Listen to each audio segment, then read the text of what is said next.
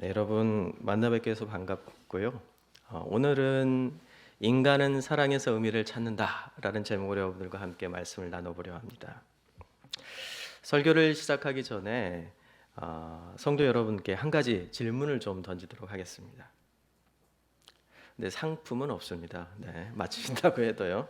질문만 있습니다. 여러분들은 지금 이 세상에 살고 계시는데 자신이 태어나기를 스스로 선택하셔가지고 살고 계신가요? 나는 내가 선택했다. 난 태어나기로 선택했다. 아마 자기가 선택했다고 생각하신 분들은 아마 하나님의 가능성이 커요. 네, 그래서 여기 계시면 안 되고 이제 정신병원에 가셔야 할 상황이죠. 그런데 사실 이렇게 이야기할 분들은 많지 않을 겁니다. 아마 없을 거예요. 저 또한 마찬가지입니다. 그렇다면 우리는 어떻게 이 세상에 태어난 걸까요? 이 질문에 대해 여러 답변이 있을 수 있지만 일반적으로 부모님의 사랑으로 산부인과 병원에서 태어났다라는 답을 많이 하실 것입니다. 저 역시 비슷한데요. 그렇지만 조금 다른 점은 요즘 세대, 근데 사실 저희 세대들도 대부분 산부인과에서 태어났더라고요. 그런데 저는 조금 다르게 태어났습니다. 이 산부인과가 아닌 어느 시골집 작은 방에서 이 산파의 도움을 받아서 어머니 홀로 저를 낳았습니다. 저희 아버지는 그때까지만 해도 집안에 충실하신 분이 아니셨어요. 아직 예수님을 믿지 않은 상태였고 또 나중에 이제 예수님 믿고 또 충실해지긴 하셨지만 주로 외지를 떠돌아다니시면서 뭐 돈을 버시겠다라고 그렇게 큰 수확은 없었습니다. 그래서 이제 제가 태어나는 것도 못 보셨죠. 그리고 태어난 다음에 이 작은 시골방에 오셔서 저를 확인하셨다고 합니다. 아마 여기 계신 분들 중에 또 어떤 분들은 아마 이렇게 시골 작은 방에서 산파의 도움을 받아서 어머니께서 참 고생하시면서 태어나신 분들도 계실 겁니다.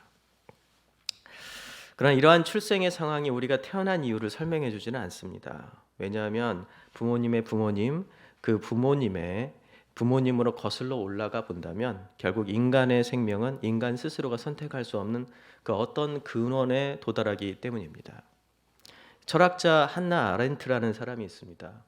이 독일에서 출생해서 유대인이지만은 2차 세계대전을 겪으면서 미국으로 가서 이제 유대인으로서 이제 홀로코스트를 지켜보면서 여러 책들을 썼는데요. 이제 그분이 쓴 책 중에서 아주 유명한 우리가 요즘 잘 듣는 용어가 있습니다. 악의 평범성이라는 단어예요. 이분이 처음으로 사용했는데요. 이제 이분이 어떤 정체성, 삶의 이유 이런 것들을 많이 고민하셨겠죠. 그러면서 이런 이야기를 했습니다. 인간이 스스로 태어나는 것을 선택할 수 없다는 사실이 의미하는 것이 무엇이냐? 이 사실이야말로 인간이 도덕과 윤리에 따라 살아야 하는 이유다라고 설명을 했습니다.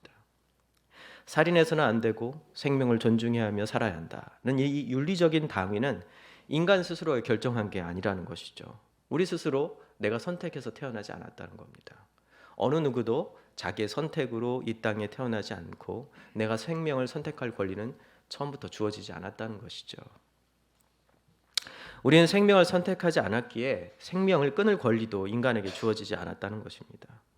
비록 요즘 사람들은 자살을 하나의 권리로 여기기도 하고 그리고 생명에 대해서 아주 경시하는 풍조도 있지만 우리가 생명에서 깊게 생각해 본다면 생명은 인간 스스로가 선택할 수 있는 영역이 아닙니다. 만약 생명을 준 그 무엇이 있다면 그에게 권리가 있는 것이죠. 그래서 인간은 오래전부터 신이나 자연을 통해서 자신의 생명과 삶의 의미를 찾으려고 노력해 왔습니다. 그래서 신에 의해서 인간의 삶의 의미, 생명의 의미를 찾으려고 했던 것이 바로 종교이고 그리고 자연을 통해서 인간의 삶의 의미를 찾으려고 했던 그게 뭐죠? 이 현대적으로 이야기하면 과학입니다. 과학과 여러 학문들이죠. 그렇다면 왜 사람들은 생명과 삶의 목적을 끊임없이 이렇게 찾으려고 했을까요?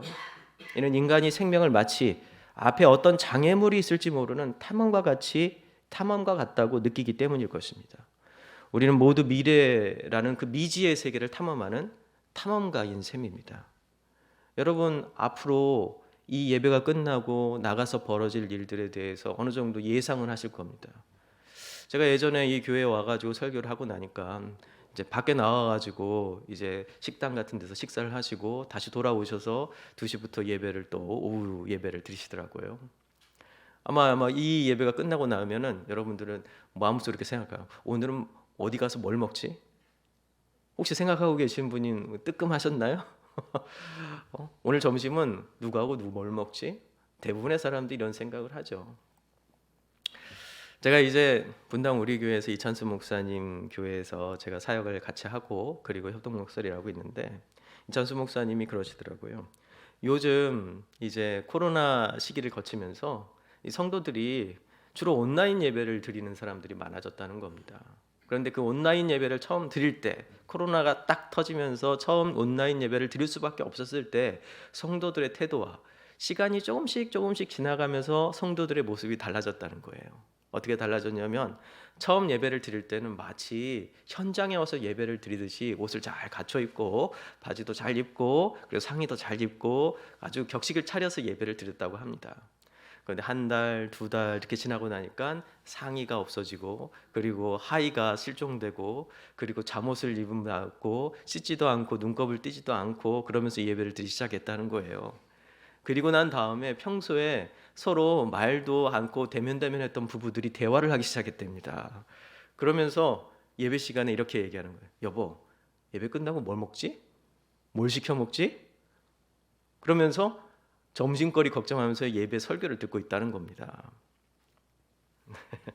우리 교회가 그런 거 하는 게 아니라 우리가 미래에 대해서 이런 식으로 앞에 있는 아주 예배 끝나고 바로 1시간 후에 이 미래에 대해서 우리가 그렇게 생각하지만 아마 그렇게 될 거라고 생각하지만 그러나 사실은 그게 진짜 그렇게 될지는 아무도 모르는 일이죠. 우리는 1시간 후에 아니 5분 후에도 이 미래에 대해서 알지 못합니다. 하물며 1년, 2년, 3년, 5년, 10년의 일을 우리가 어떻게 알겠습니까? 그래서 우리는 항상 미지의 세계를 탐험하는 탐험과 같은 불안함에 있습니다. 항상 불확정성 그리고 앞에 대한 불안함 이런 것들이 우리를 감싸고 있습니다. 몇 년 전에 이 방영된 드라마가 있는데요. 이번 생은 처음이라 라는 드라마가 있었습니다. 혹시 여러분들 중에 이런 드라마를 보신 분도 계실 거예요. 이 드라마는 욜로를 지향하는 젊은 남녀의 사랑을 다루고 있습니다. 욜로가 뭔지 갑자기 우리 어르신들은 우리 그 나이 드신 성도님들은 욜로가 뭐야 이렇게 생각하실 거예요. 이게 영어의 약자인데요. You only live once 라는 뜻이에요. 너는 유일하게 단 한 번만 살아. 지금 이 시간을 즐겨 이런 뜻입니다. 이 불확실한 미래를 향한 인간 삶을 욜로라는 개념을 통해 풀어냅니다. 이 드라마의 철학은 우리가 지금 경험하는 모든 것이 이번 생에서 처음이니 미래를 계획하기보다는 순간을 즐기며 여유롭게 살자라는 어떤 철학을 담고 있습니다.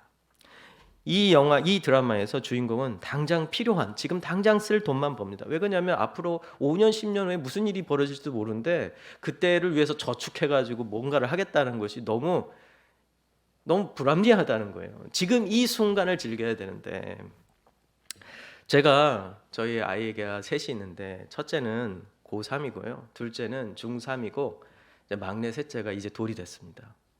네, 놀랍죠? 네. 첫째 중3 아들이 있고요. 고3 아들이 있고 둘째 중3 딸이 있는데요. 딸아이와 함께 이런 얘기를 나눴어요. 야, 열심히 공부해야지 라고 했더니 저희 딸아이가 중학교 2학년 때였나 같아요. 저한테 얘기를 하는 거예요. 아빠, 나를 즐기게 해주세요. 왜? 중학생은 이게 처음이자 마지막이에요. 이번 생은 처음이에요. 여기에서 처음인데 이때 즐기지 못하면 내가 언제 즐기겠어요. 여기 중학교 2학년을 제가 행복하게 보낼 수 있게 해주세요. 맞는 말이죠. 중학생 이 시절이 언제 있겠어요. 제가 나이가 들어가지고 이제 곧 50이 되는데 50이 다 돼가지고 중학생이 되고 싶다 한들 그게 중학생입니까? 아니잖아요. 28 청춘이라고 했습니다. 16살, 15살, 14살 때 정말 하고 싶은 것도 많고 친구들하고 수다도 떨고 싶고 그런데 그걸 자꾸 방해하면서 공부해야지. 야, 중간고사가 며칠 남았어. 야, 기말고사는 며칠 남았는지 아니? 야, 너 고등학교 좀 좋은 데 들어가야 되지 않겠니? 대학은 이런 이야기를 하고 있으니까 얼마나 답답하겠습니까? 그런데 어른들은 그렇게 생각하지 않죠. 이미 지나온 삶이기 때문에 그때 준비하지 않으면은 지금 현재 아주 20년, 30년 후의 삶이 어떻게 될지 보이니까 자꾸 얘기를 하는 거예요. 그런데 그들한테는 너무 먼 미래이고 너무 불확실한 삶이에요. 이게 바로 욜로를 지향하는 요즘 젊은 사람들의 모습이라는 겁니다. 이 드라마의 철학은 우리가 지금 경험하는 모든 것이 이번 생에서 처음이니 미래를 계획하기보다는 순간을 즐기며 여유롭게 살아가자라는 것입니다. 주인공은 당장 필요한 돈만 벌고 최소한 것으로 살아가는 미니멀리스트입니다. 미래는 아무도 모르니 현재에 집중하자는 것이죠. 욜로의 삶은 겉으로는 그럴듯해 보이지만 사실 이것은 미래에 대한 비전이나 목적이 뚜렷하지 않는 요즘 젊은이들의 비관적인 삶을 반영하고 있는 것입니다. 여러분 또 아시나요? 우리나라 경제학 용어 사전에는 요즘 MZ세대를 가리켜서 민달팽이 세대라고 표현이 나온다고 합니다. 민달팽이는 평소에 집을 자기 몸에, 이 달팽이는 평소에 자기 이 집을 몸에 지니고 다니잖아요. 그런데 민달팽이는 집 없이 맨몸 상태로 다닙니다. 민달팽이 세대란 집도 없고 결혼도 못하는 안식처 없는 현대 젊은이들을 빗대어 만든 우울한 경제학 용어입니다. 또한 가장 최근에 서양에서는요, G세대들 여성, 지금 현재 20대들 이 여성들의 사이에서 자신을 뭐라고 부르냐면 달팽이 소녀라고 부른다고 합니다. 스네일 걸, 난 달팽이 소녀 할래라고 얘기한다는 거예요.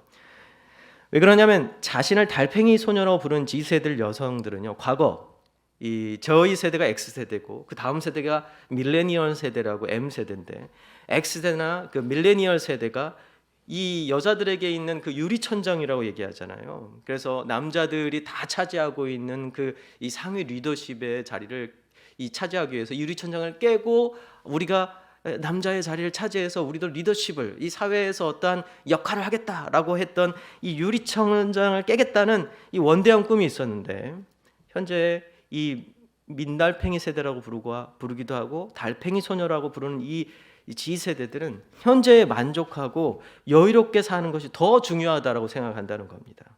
그래서 굳이 그렇게 어려운 일을 내가 할 필요가 뭐가 있니? 그냥 나는 편하게 현재 만족하면서 천천히 달팽이처럼 살고 싶어. 이게 달팽이 소녀들의 꿈이라는 거예요. 지금 현재 20대 세대예요. 느리지만 자신만의 속도로 삶을 살아가는 것, 그 안에서 의미를 찾겠다는 것입니다. 이렇듯 욜로나 민달팽이 또 달팽이 소녀라는 용어는 공통적으로 인간의 미래에 대한 불확실성, 특별히 경제적 불안을 표현한 용어라고 생각됩니다. 그렇다면 경제적 자유를 얻으면 이 불확실성이 해결될까요? 그렇지 않습니다. 건강의 위험이나 세계 곳곳의 전쟁 등 우리 삶을 위협하는 요소들은 언제든지 존재합니다. 이것은 경제적인 여유만으로는 해결되지 않습니다. 삶의 의미가 없다면, 내가 살아가야 할 의미를 찾지 못한다면, 이러한 불확실성과 마주할 때 우리는 어떤 이유로 삶을 이어나가야 할지 알 수 없게 되는 것이죠. 더욱더 혼란스럽게 되는 것입니다. 그렇기 때문에 인간에게 생명과 삶의 목적과 의미, 곧 나는 어디에서 와서 어디로 가는지와 같은 인간은 무엇인지에 대한 답을 찾는 것은 그 무엇보다도 굉장히 중요한 요소입니다. 왜요? 우리는 마치 바다 위에 떠있는 부표와 같아가지고 둥둥둥 떠있기 때문입니다. 어떠한 것을 많이 취득하고 경제적인 안정과 경제적 자유를 얻고 그리고 어느 정도 수준에 올라가는 이 사회적 지위를 획득한다고 해서 그것이 우리를 보장해주지 않는다는 것을 너무나도 잘 압니다. 어느 순간 이 모든 것들이 와르르 무너지기도 하고요, 내가 원하지 않았던 상황들이 펼쳐지기도 한다는 겁니다. 그럼에도 불구하고 그러한 상황이 펼쳐져도 내가 흔들리지 않고 인간의 삶의 의미와 생명의 의미를 가지고 살아가면서 다시 일어나게 해줄 수 있는 것, 그게 뭐죠? 나는 어디에서 와서 어디로 가는지, 그리고 인간은 무엇인지, 인간이라는 존재는 어떤 존재인지, 본질적이고 더 깊은 이 질문에 내 나름대로의 답이 있어야 된다는 것이죠. 제가 대학생이었을 때 이 천주교 신부 중에서 헨리 나우엔이라는 아주 유명한 신부가 있는데요, 이 사람은 이제 하버드 대학 교수이고 또 예일 대학 교수였습니다. 이 사람이 쓴 책인 이 제네시 일기와 새벽으로 가는 길이라는 그 일기 형식으로 쓴 책을 읽은 기억이 있습니다. 그는 당시 미국 예일 대학교 교수였는데 휴가를 내고 남미의 내전 지역에서 봉사활동을 하며 그곳의 참혹한 현실과 마주하게 됩니다. 하지만 그가 가장 놀랐던 것은요, 극한의 고통 속에서도 그들이 하나님께 감사하며 기도하고 있었다는 사실 때문에 놀랐습니다. 이 모습은요, 세상에서 가장 풍요롭고 그리고 가장 지적인 사람들이 모여있는 뉴욕에 있는 수많은 교회와 대학교의 강단에서 만난 사람들의 하나님에 대한 불신과 원망, 그리고 사람들을 향한 불평, 불만, 이러한 모습과는 너무나도 대조적이었습니다. 뉴욕이라는 도시는 지금도 세계 최고의 도시고 세계 최고의 부가 몰려있고 세계 최고의 지성들이 몰려있지만 여전히 그곳에서는 불평, 불만과 투쟁과 그리고 이 불만족으로 인한 그러한 고통과 자살, 이런 것들이 벌어지고 있잖아요. 나우에는 이 경험을 통해 인간의 삶을 의미 있게 만드는 것이 물질적인 풍요나 최고의 지성에 있지 않다는 사실을 깨닫습니다. 이후 그는 모든 것을 내려놓고 중증 장애인들과 함께하는 삶을 선택했습니다. 그리고 그 안에서 인간의 나약함 속에 깃든, 자기가 돌보고 있는 중증 장애인의 그 나약함 속에 깃든 결코 변하지 않은 하나님의 사랑의 흔적을 발견하게 되는데요, 이것이 하나님의 형상대로 창조되었다는 사실입니다. 오늘 읽은 말씀, 창세기 1장 26절의 말씀, 하나님이 이르시되 우리의 형상을 따라 우리의 모양대로 우리가 사람을 만들고, 이것은 인간이 가장 무력해지고 아무것도 할 수 없고 그리고 중증 장애인과 같이, 직접 장애인들과 같이 남의 도움이 없이는 결코 하루도 생존할 수 없는 그 사람들 속에서도 발견되는 변치 않는 인간 존재의 의미라는 것입니다. 그러나 우리는 이 인간 존재의 의미를 너무 많은 것들로 치장하면서 목걸이도 걸고 반지도 걸고 머리도 하고 성형도 하고 좋은 옷도 입고 명품을 거칠고 명품 백을 들고 그리고 엄청나게 좋은 자신의 어떤 백그라운드를 만들어내고 돈을 많이 벌고 좋은 집에 살고 좋은 차를 타고 이것으로 모두 다 치장을 해버리고 정작 내 안에 있는 하나님의 형상이라는 그 보물은 사람들한테 그리고 내 자신 스스로도 발견하지 못하는 거죠. 그리고 이 자신이 이루는, 인간이 이루는 바벨탑과 같은 수많은 치장거리를 짊어지고 무덤 속에 들어갑니다. 마지막까지 내가 하나님의 형상으로 창조된 존재이기에 하나님께 돌아가야 된다는 사실을 깨닫지 못하고요. 그럼에도 불구하고 이 남미에 있는 내전 지역에 있는 극빈의 생활을 하고 언제 죽을지 모르는 그런 상황 가운데 있는 그 사람들은 자신이 걸칠 것도 없고 먹을 것도 없고 치장할 것도 없고 자랑할 것도 없는 그 삶 가운데서 자신 안에 있는 하나님의 형상으로서의 소중함을 발견하고 하나님께 감사를 합니다. 중증 장애인들의 그 모습 가운데서 아무것도 좋은 것을 찾아볼 수 없는 그의 일그러진 그 장애의 모습 가운데서 유일하게 드러낼 수 있는 것은 하나님의 형상으로 우리가 창조되었다는 사실이죠. 하나님의 형상은 그 어떤 치장으로도 대체될 수가 없습니다. 금으로 우리를 둘러싸도 대체될 수 없는 우리 인간의 본질인 것입니다. 왜 그럴까요? 인간은 그 자체로 선하고 아름다운 하나님의 작품이라는 것을 내가 하나님의 형상이라는 사실이 보여주고 있기 때문입니다. 인간이 하나님의 형상으로 선하고 아름답게 창조되었다는 사실은 인간 구원을 위한 기독교 신앙의 핵심 중의 핵심이라 할 수 있습니다. 왜요? 예수님께서, 하나님의 아들인 예수님께서 십자가에 달려 죽으셨던 것은 자신의 형상으로 창조된 인간을 향한 지극하게 크신 사랑이었기 때문입니다. 예수님은 하나님의 아들이자 바로 하나님 그분이십니다. 성자 예수님은 성부 하나님과 함께 세상과 인간을 창조하신 창조주이십니다. 그런데 이 창조주께서 인간을 위해 십자가에 달려 돌아가셨다는 거예요. 그 사실만으로도 하나님께서 인간을 얼마나 소중히 여기시며 인간을 죄와 고통으로부터 구원하시기를 원하시는지 알 수 있습니다. 이 사랑은 십자가에 달리신 예수님을 바라보면서 예수님을 비난하던 반대자들의 입을 통해서 우리가 확인할 수 있습니다. 이 반대자들이 어떤 말을 했는지 한번 들어볼까요? 마태복음 27장 39절부터 44절입니다. 마태복음 27장 39절부터 44절. 마태복음 27장 39절부터 44절. 제가 읽도록 하겠습니다.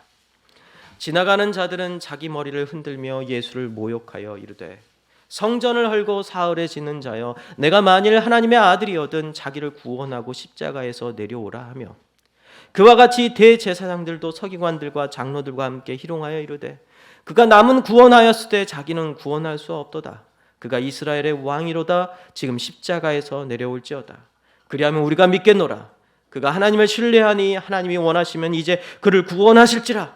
그의 말이 나는 하나님의 아들이라 하였도다 하며 함께 십자가에 못 박힌 강도들도 이와 같이 욕하더라. 여긴 세 부류의 사람이 나오죠. 지나가는 자들, 그리고 대제사장과 서기관과 장로들, 그리고 예수님과 함께 십자가에 못 박힌 양편에 있었던 강도들. 그들 세 명, 이 세 부류 모두 다 뭐라고 얘기합니까? 너를 구원해라. 예수, 너를 구원해. 너도 못 구원하면서 누굴 구원한다고? 예수님께서 군인들에게 잡히실 때 이렇게 말씀하셨습니다. 너는 내가 내 아버지께 구하여 지금 12군단 더 되는 천사를 보내시게 할 수 없는 줄 아느냐? 예수님은 이 모든 상황을 평정할 수 있는 이 세상을 창조하신 하나님으로서의 권위와 능력을 가지고 계셨어요. 이미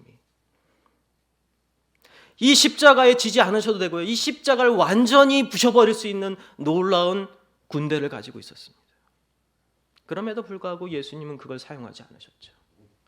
그 예수님을 향하여서 이 지나가던 무리들과 대제사장들과 장로들과 서기관, 그리고 하물며 강도짓을 해가지고 죽을 수밖에 없는 이 사형 판결을 받는 양쪽에 있는 강도들마저도 예수님을 향해 욕합니다. 너 자신을 구원해. 너 자신을 구원해. 이게 뭡니까? 이 세상이 지금 우리에게 던지는 말이죠. 이 세상이 말하는 세상의 슬로건입니다. 야, 남을 구원해? 너 자신을 구원해서 네 자신이 성공해서 너의 성공을 우리한테 보여줘. 그럼 내가 너를 따르겠어. 너의 능력을 보여주세요. 당신의 능력을 보여주세요.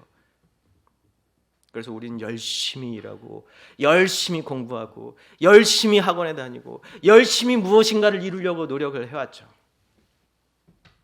누군가에게 나의 능력을 보여주기 원해서요. 무시당하지 않기 원해서요. 어디 가서 우리 그리스도인들 모두조차도, 우리 기독교인조차들도 내 기독교인으로서 세상에 나가서 무시당하지 않아야지, 하나님의 명예를 드높여야지 하면서 실제로는 우리의 능력을 보여줬던 적이 얼마나 많습니까? 그리고 사람들한테 인정받죠. 와, 당신 대단한데요. 당신 대단한데요. 당신은 당신 스스로를 구원할 능력이 있으시군요. 당신 스스로를 세상에 높이 세울 수 있는 놀라운 능력이 계시군요. 당신 앞에서 내가 이제부터는 당신 머리 앞에서 고개를 조아리겠습니다. 여러분, 그걸 원하십니까? 아니죠. 예수님은 그러지 않으셨어요. 예수님은 그 누구보다도 능력이 많으시고 전능하신 하나님의 아들이시며 하나님의 본체이신데, 그런데 그분이 너 자신을 구원해라고 하는 이 세상의 질문 앞에, 그 요구 앞에 스스로를 구원하지 않기로 작정하신 겁니다. 왜요? 하나님의 형상인, 죄인이지만 하나님의 형상인 여러분과 나를 구원하시기 위해서요. 자기를 구원하지 않기로 작정함으로써 하나님의 형상인 우리를 구원하시기로 작정하신 거죠. 예수님은 자신을 구원하라는 사람들의 조롱과 십자가에서 겪는 극심한 고통과 치욕, 죽음 앞에서도 그의 권세와 권능력을 사용하지 않으셨습니다. 결국 스스로 구원할 수 있는 능력과 권리를 포기하시기로 결심하셨습니다. 자신이 창조한 존재를 위해 창조자가 자신을 희생하는 이해할 수 없는 일을 벌이신 겁니다. 그 이유는 하나님께서 인간을 자신의 형상대로 창조하셨기 때문이에요. 영국 옥스퍼드 대학교의 최초의 여성 졸업자이자 단테 문학의 전문가였던 도로시 세이어즈는요, 하나님의 창조를 위대한 예술가의 작업에 비유했습니다. 예술가는 자신의 정신을 쏟아 당신의 정신을 모두 쏟아 하나님의 작품을 만듭니다. 그리고 그 작품을 마치 자신과 같은 인격을 가진 존재로 대합니다. 자신의 인격이 작품에 담겼다고 느끼기 때문에 작품에 대한 비판은 곧 자신에 대한 비난으로 여깁니다. 작품과 자신을 분리할 수 없는 것입니다. 마찬가지로 하나님께서도 온 힘을 다해 자신의 인격을 불어넣어 인간을 자신의 형상대로 창조하셨다는 것입니다. 세상과 인간을 창조하신 후 하나님께서는 뭐라고 말씀하셨죠? 보시기에 좋았다. 참 좋다. 참 좋다라는 말을 연달아서 얘기하셨습니다. 인간을 자신의 형상대로 만드시고 그리고 참 좋다라고 말씀하셨어요. 그만큼 인간은 하나님께 매우 소중한 존재인 것입니다. 이 위대한 예술가이신 하나님은 결국 인간과 세상을 위해 자신의 하나뿐인 아들을 희생시키셨습니다. 그분이 바로 예수 그리스도세요. 인간은 무엇입니까? 인간은 무엇인가요? 바로 예수 그리스도께서 자신을 희생할 만큼 가치 있는 존재라는 겁니다. 하나님께서 하나님의 아들을 희생할 만큼 가치 있는 존재라는 겁니다. 다시 한번 말씀드리죠. 예수님께서 십자가에 달리시고 골고다 언덕에 그 십자가가 세워졌을 때, 그때 스스로 능력 있다고 하는 사람들은 모두 다 예수님을 버리고 떠났습니다. 그거 아시나요? 예수님의 12제자는 그 자리에 있지 않았어요. 하물며 12제자 중에서 가룟 유다는 예수님을 팔아버렸습니다. 끝까지 예수님을 내가 배신하지 않겠다라고 외치던 베드로는 예수님을 3번 부인하고 도망쳐버렸습니다. 마태복음 27장에 그 마지막 부분에 보면은요, 어떤 일이 벌어진지 압니까? 한 번도 성경에 이름이 나오지 않았던 어떤 제자의 이름이 나옵니다. 아리마대 사람 부자 요셉이라는 사람이에요. 그는 유일하게 성경에서 단 하나의 사건을 하는데요. 그게 뭐냐면 자신이 만들어 놓았던 무덤을 예수님께 드린 것입니다. 예수님의 최후를 지켰던 거죠. 그리고 그는 영원히 기억되었습니다. 그런데 그보다 더 놀라운 일이 있는데요. 그 무덤이 닫히고, 무덤 문이 닫히고 그 무덤 앞에 우두커니 앉아 있었던 2 여인이 있었습니다. 막달라 마리아와 마리아라 불리는 어떤 여인. 2 마리아가 예수님의 무덤 앞을 우두커니 지키고 앉아 있었죠. 그 당시 막달라 마리아는 누굽니까? 한때 창녀였고 한때 귀신 들려서 모든 사람들로부터 배척당하고 그리고 따돌림 당하던 여인이었죠. 이름 없는 또한 마리아도 있습니다. 그는 누구인지 몰라요. 어떤 정체인지 이름만 마리아라는 이름을 가지고 있어요. 흔하디 흔해 빠진 마리아라는 이름. 아무 능력도 없고 사회적으로 인정받지도 않던 2 여인이 예수님의 무덤 앞을 지키고 있었는데요. 그런데 놀라운 일이 벌어지죠. 그 다음 장에 보면 그 마리아 2 사람이 예수님의 부활을 처음으로 목격합니다. 스스로 자신을 구원할 수 없는 자들, 바로 우리죠. 마리아와 같은 우리들. 그런데 예수님께서는 그 마리아를 찾아가 처음으로 만나시고 그들을 통하여서 제자들에게 예수님의 부활 소식을 전하게 합니다. 여러분 어떻게 생각하시나요? 인간은 무엇인가요?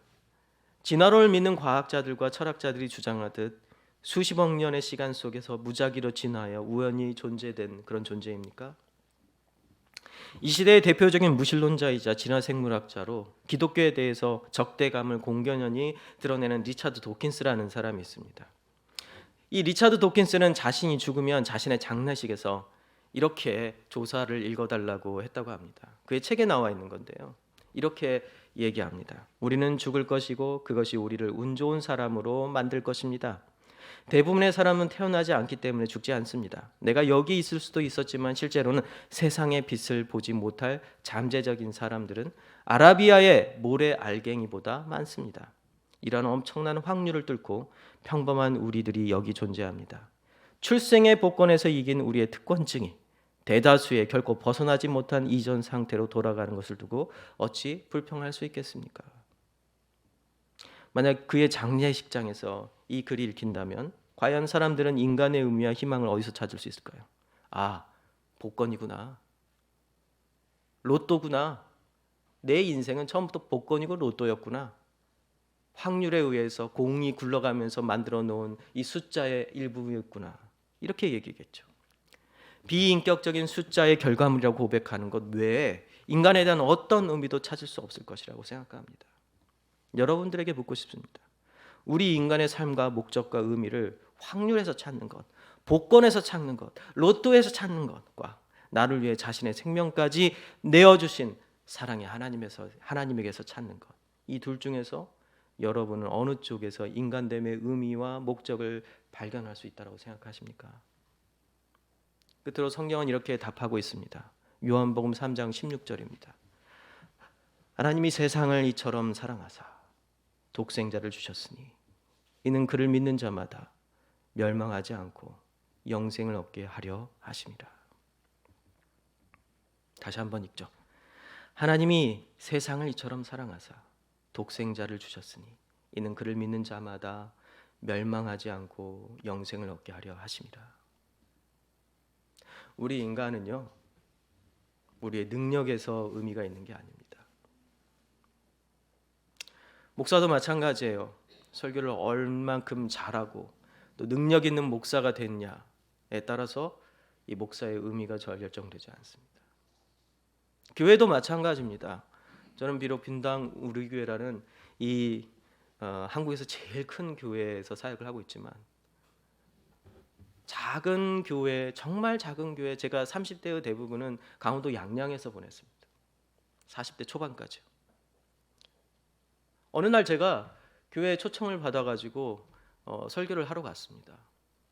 그런데 이상했어요. 뭔가 이상해요. 강원도 양양에 있는 이 철산이라는 곳인데 한때 양양은 이 철과 텅스텐이 나오던 곳이었습니다. 광산이 있는 곳이죠. 그래서 그 마을 이름이 철산이에요. 그 교회는 어떤 이름일까요? 철산교회입니다. 근데 그 교회 목사님이 야밤도주를 하신 거예요. 그 교회는요, 그 철산리에 제가 들어가 봤는데 과거 80년대, 70년대 후반 80년대 이 뭐죠? 나이트클럽이 있을 정도로 흥황했던 곳이에요. 그런데 지금은 모두 다 폐허가 된 상태입니다. 아무것도 남지 않아요. 그 마을에 한 귀퉁이에 들어가서 보니까 교회가 있었는데요. 그 교회는 7, 80대 노인들 몇 분이 여전히 지키고 있었던 교회입니다. 60 조금 넘으신 장로님이 이 나이 드신 이 어르신들을 섬기고 계셨어요.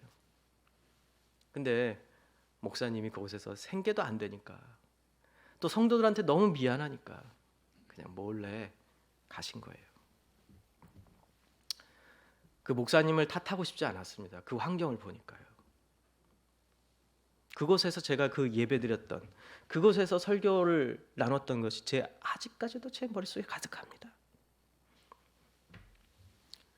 그런 교회가 한두 곳이 아닙니다. 그렇지만 그곳이 의미 있는 게 무엇일까요? 그런 교회도 수천 명이 모고 수만 명이 모이는 교회도 하나님 보시기에 동일하고 의미 있고 그리고 놀라운 건 무엇일까요?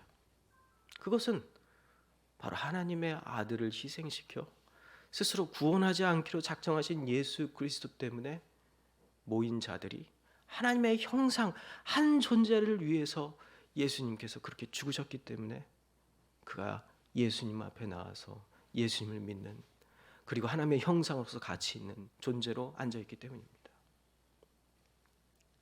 그곳에서 그 사람의 숫자가 어떻든 그의 능력이 어떻든 그 자체로 의미가 있는 거죠. 그 철산리 교회 다른 마을로 가면은요 조그마한 시설이 있어요. 중증 장애인들을 위한 시설이 있는데요. 그 정다운 마을이라고 그 마을에 가서 1년 넘게 제가 매주 예배를 드렸습니다. 그곳에는 정말 부모도 어쩔 수 없는 정말 일그러진 그 중증 장애인들이 모여 있습니다. 매주 그곳에 가서 예배를 드릴 때 그곳은 아무 능력도 없죠. 어린아이와 같은, 어린아이보다 더 낮은, 유치원보다 더 낮은 수준으로 설교를 해야 되고요. 함께 예배를 드리면서도 뭔가 쾌쾌한 냄새가 납니다. 그럼에도 불구하고 그것은 놀라운 역사 일어난 장소예요. 왜요? 우리를 사랑하시는 예수 그리스도께서 자기를 구원하시지 않으시기로 작정하시고 자기 목숨을 내어 던져서 구원한 하나님의 형상을 가진 자들이 있기 때문입니다.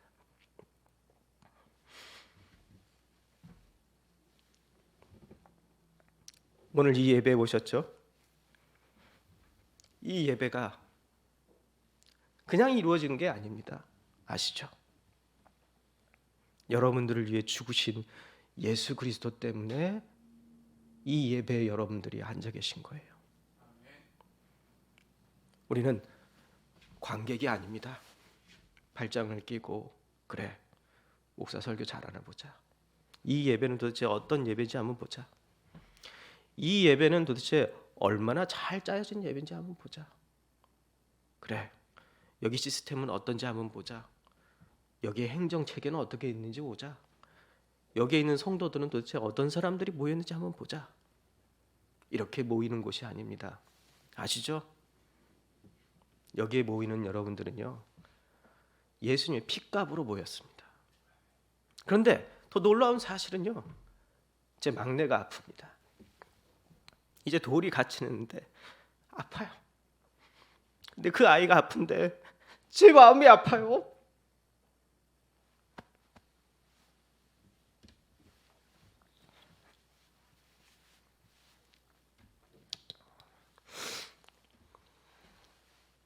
죄송합니다. 제가 그러면서 하나님의 마음이 읽히더라고요. 성부 하나님, 아버지 하나님의 마음이 읽히는 거예요. 십자가에 자기 아들을 죽일 때 얼마나 아프셨을까. 차라리 내가 저 십자가에 달려야 되는데, 내가 저 십자가에서 지나가는 사람들로부터 조롱당해야 되는데 내 아들을 저 십자가에 매달아 놓고 저렇게 피 흘리면서 죽게 내버려 두다니 얼마나 아프셨을까. 여러분, 여러분과 저는 바로 그런 아버지의 애타는 찢어지는 심정에 송곳이 박히는 그 고통 가운데과 그 사랑 가운데 여러분 탄생했습니다. 그래서 우리가 여기서 예배를 드리는 거예요. 제발 우리가 드리는 이 예배와 또 우리가 드리는 이 놀라운 이 광경이 여러분들 안에 정말 가슴 깊숙이 하나님에 대한 사랑과 십자가의 사랑으로서 가득 넘치기 바랍니다. 인간은 사랑으로 삽니다. 하나님의 사랑, 십자가의 예수 그리스도의 사랑으로요. 같이 기도하겠습니다.